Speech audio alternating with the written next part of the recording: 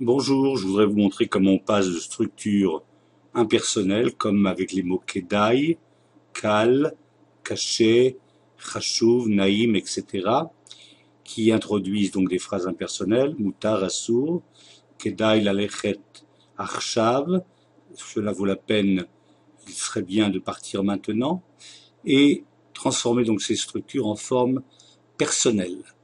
כדאי לי, קל לי, קשה לך, חשוב לך, נעים לו, נעים לה, suivi d'un infinitif.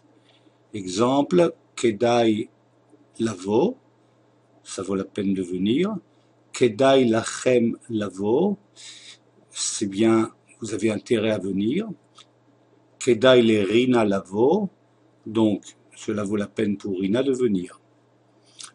Donc on transforme cette structure en verbe ici, on rajoute le lamed avec la désinence ou bien le prénom, et on rajoute un shem apoal, c'est-à-dire un infinitif.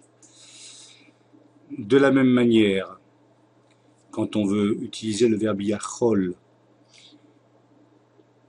je rappelle qu'efchar n'est pas un verbe à part entière, donc efchar yefchar peut être suivi d'un infinitif uniquement, alors que pour dire pouvoir, on utilise le verbe yachol, yachol, yechola, yecholim, yecholot, suivi d'un infinitif. Exemple, si on veut le dire à la forme impersonnelle, yefchar linsoa, on ne peut pas partir, on ne peut pas voyager. Dan lo yachol linsoa, Dan ne peut pas voyager. Anachnu lo yecholim linsoa, donc on ne peut pas dire ani efchar, c'est impossible en hébreu, ça il faut bien le retenir. Efchar est suivi uniquement d'un infinitif, efchar ou i-efchar est suivi uniquement d'un infinitif. Je rappelle que i-efchar veut dire il est impossible. Et on ne dit pas en hébreu ze-efchar, jamais. Tsarich, autre principe, tsarich est un mot qui en hébreu traduit devoir. Tsarich, tsricha, tsrichim, tsrichot, suivi du shem apoal.